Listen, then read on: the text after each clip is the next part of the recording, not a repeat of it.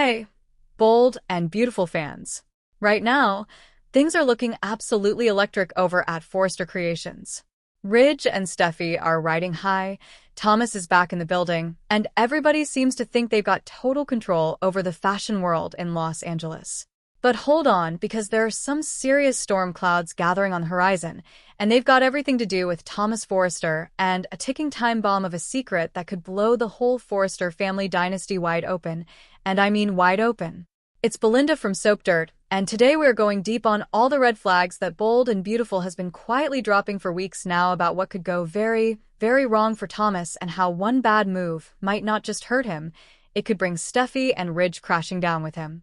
But first, please click that subscribe button if you haven't already. We put out content every single day, and you do not want to miss what's coming. Alright, let's get into it. So, if you've been watching Bold lately, you already know that Thomas has been on something of a redemption arc. The writers have been very deliberate about softening him up, showing us this new and improved Thomas who is focused on his designs, focused on his son Douglas, and seemingly done with all the obsessive, manipulative behavior that defined so many of his storylines in the past. And on the surface, it looks great. Ridge is proud of him. Steffy is relying on him. And Thomas himself keeps telling anyone who will listen that he has changed, that he is different now, that he is not that guy anymore. But here's the thing about Bold and Beautiful. When the show wants you to believe something really hard, when they keep hammering it home over and over again in scene after scene, that is almost always the setup for the exact opposite to happen. And Brad Bell has been hammering the Thomas is reformed angle so hard lately that you can practically hear the floor creaking underneath it. And here is where the red flags start showing up, because they are there if you know what to look for. The first one popped up not long ago when Thomas and Hope were in a scene together, and the tension between them was unmistakable. Now look, the show tried to give us closure on the Thomas and Hope disaster. They broke them up, they had Hope move on, they had Thomas throw himself into his work and his role as Douglas's dad. Fine. But then the writers started putting them back in the same room together. Again and again. And every single time they do, the camera lingers just a little too long and Thomas's jaw gets just a little too tight, and his eyes say things that his mouth is very carefully not saying. And that right there is a red flag, because if Thomas was really and truly over Hope, the show would not keep finding reasons to put them in each other's orbit. That is not how Bold works. That is not how Brad Bell writes. When they keep pulling two characters back into scenes together, there is always a reason for it. Always. The second red flag came in the form of a conversation between Thomas and Ridge that felt just slightly off. Ridge was talking about legacy, about what the Forrester name means, about how important it is that the next generation carries that name forward with integrity and honor. And Thomas was nodding and agreeing and saying all the right things. But there was this moment, this very quick, very loaded moment, where Thomas hesitated just a half beat too long before he agreed with his father. And if you blinked, you missed it. But it was there. And in soap opera language, that half-beat hesitation is practically a confession. That is the show telling you in the most subtle way it can manage that Thomas is not entirely on the same page as Ridge, that there is something going on underneath the surface that hasn't come out yet, and that when it does, it is going to matter enormously. Now let's talk about Douglas, because that's where things get really interesting and really complicated. The custody situation with Douglas has been a sore spot for a long time. Hope had him, then Thomas got him back, and the whole thing has been a back and forth that has put both of them in legally and emotionally murky territory more than once. But lately, the show has been quietly reminding us that Douglas is at the center of things again. Little comments here and there. A look on Hope's face when she sees Thomas with his son. A moment where Douglas himself seemed confused or caught in the middle. The writers are not doing that accidentally. They are setting something up.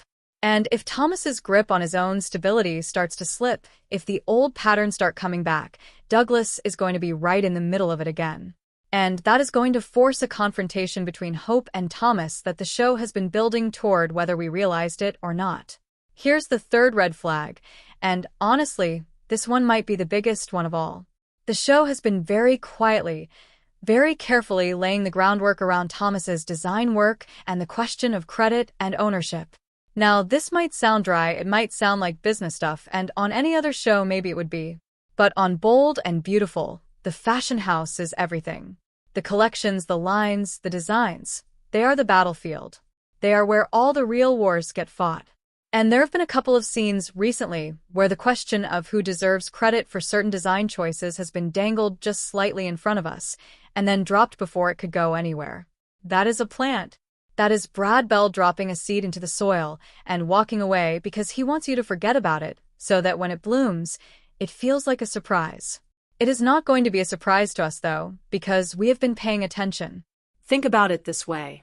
If it ever comes out that Thomas has been cutting corners, or taking credit for collaborative work, or doing something ethically questionable with his designs, something that Ridge would consider a betrayal of everything the Forrester name stands for, then suddenly all of Ridge's pride and all of Steffy's trust lands in a very precarious place. And it creates a domino effect. Because Steffy has put her credibility on the line by vouching for Thomas. Ridge has put his heart on the line by believing in his son again. He does not fall alone. That is the kind of storyline Bold absolutely loves. It loves the family implosion. It loves the moment where the person everyone was defending turns out to have been hiding something all along. Now, let's layer in the Hope angle again, because I do not think it is separate from any of this. I think it is all connected. See, here is what I think is actually happening. Thomas is managing his feelings. He is keeping everything tamped down and locked up and presentable. But managing feelings is not the same as resolving them.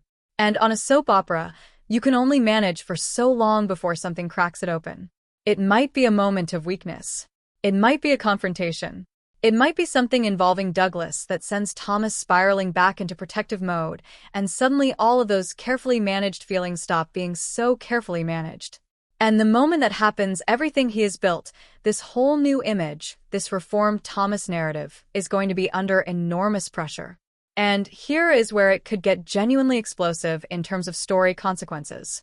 If Thomas goes off the rails even slightly, even in a way that could charitably be called a lapse rather than a full return to form, the people who will pay the highest price are the people who vouched for him. That is Ridge.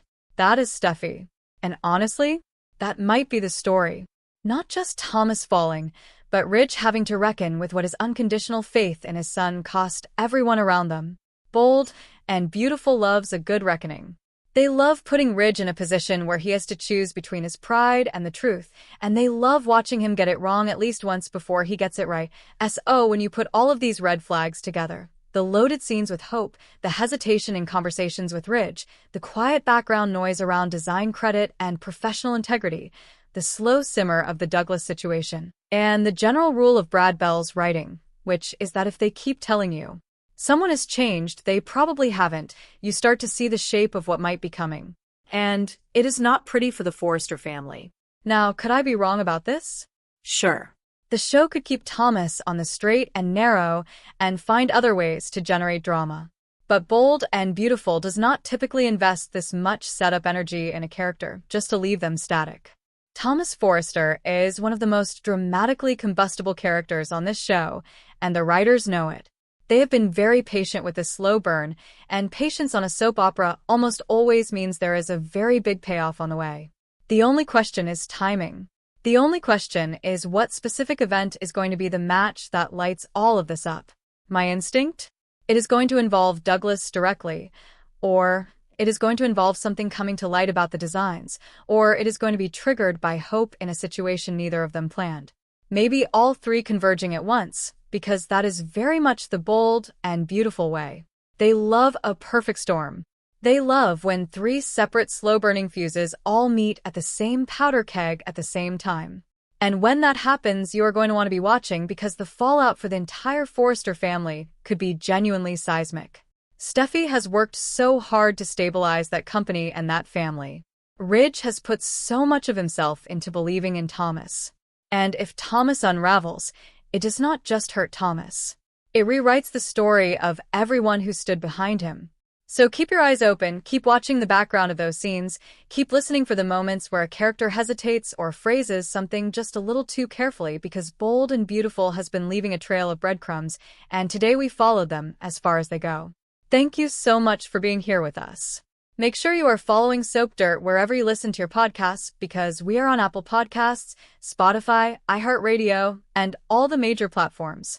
Hit that subscribe button, leave us a review if you love what we do, and we will see you in the next one.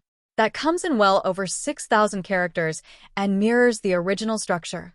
Fan direct opener, subscribe call out, red flag walkthrough, legal/plot theory deep dive, could I be wrong, hedge, prediction climax, and platform sign off.